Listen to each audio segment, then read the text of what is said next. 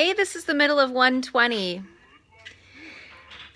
They charged across the stream. There was no help in sight. I could run, or I could defend myself against half the Ares cabin. I managed to sidestep the first kid's swing, but these guys were not as stupid as the Minotaur. They surrounded me, and Clarice thrust at me with her spear. My shield deflected the point, but I felt a painful tingling all over my body. My hair stood on end. My shield arm went numb, and the air burned. Electricity. Her stupid spear was electric. I fell back. Another Ares guy slammed me in the chest with the butt of his sword, and I hit the dirt. They could have kicked me into jelly, but they were too busy laughing. Give him a haircut, Clarice said. Grab his hair. I managed to get to my feet. I raised my sword, but Clarice slammed it aside with her spear as sparks flew. Now both my arms felt numb. Oh, wow, Clarice said. I'm scared of this guy. Really scared. The flag is that way, I told her. I wanted to sound angry, but I was afraid it didn't come out that way. Yeah, one of her siblings said. But see, we don't care about the flag. We care about a guy who made our cabin look stupid. You can do that without my help, I told him. It probably wasn't the smartest thing to say. Two of them came at me. I backed up toward the creek, tried to raise my shield, but Clarice was too fast. Her spear struck me straight in the ribs. If I hadn't been wearing an armored breastplate, I would have been shish kebabbed. As it was, the electric point just about shocked my teeth out of my mouth. One of her cabin mates slashed his sword across my arm, leaving a good-sized cut. Seeing my own blood made me dizzy, warm and cold at the same time. No maiming, I managed to say. Oops, the guy said. Guess I lost my dessert privilege. He pushed me into the creek and I landed with a splash. They all laughed.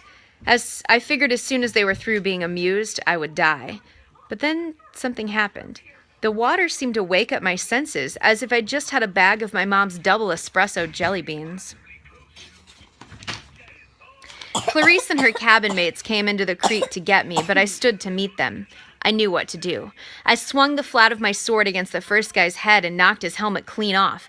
I hit him so hard I could see his eyes vibrating as he crumpled into the water. Ugly number 2 and ugly number 3 came at me. I slammed one in the face with my shield and used my sword to shear off the other guy's horsehair plume. Both of them backed up quick. Ugly number 4 didn't look really anxious to attack, but Clarice kept coming, the point of her spear crackling with energy.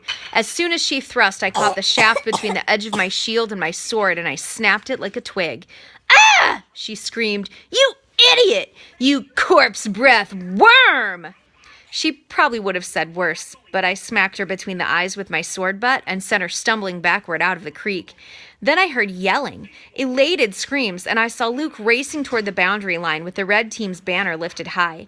He was flanked by a couple of Hermes guys covering his retreat, and a few Apollos behind them, fighting off the Hephaestus kids.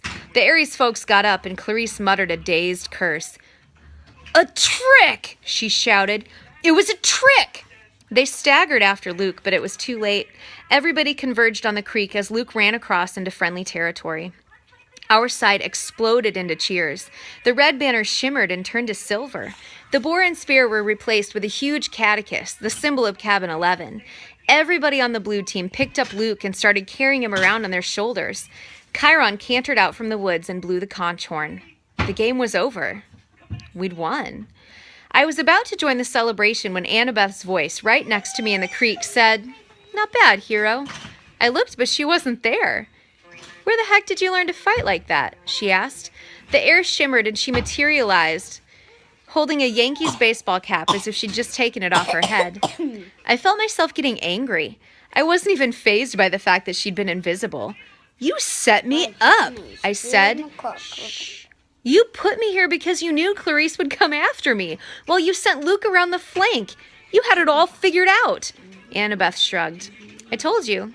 Athena always has a plan to get me pulverized. I came as fast as I could. I was about to jump in, but... She shrugged. You didn't need help. Then she noticed my wounded arm. How did you do that? Sword cut, I said. What do you think? No, it was a sword cut. Look at it. The blood was gone. Where the huge cut had been, there was a long white scratch, and even that was fading. As I watched, it turned into a smaller scar. and disappeared. I don't get it, I said. Annabeth was thinking hard. I could almost see the gears turning. She looked down at my feet, then at Clarice's broken spear, and said, "Step out of the water, Percy." "What?" "Just do it." I came out of the creek and immediately felt bone tired. My arms started to go numb again. My adrenaline rush left me. I almost fell over, but Annabeth steadied me. "Oh, sticks," she cursed. "This is not good. I assumed it'd be Zeus." Before I could ask what she meant, I heard that canine growl again, but much closer than before. A howl ripped through the forest.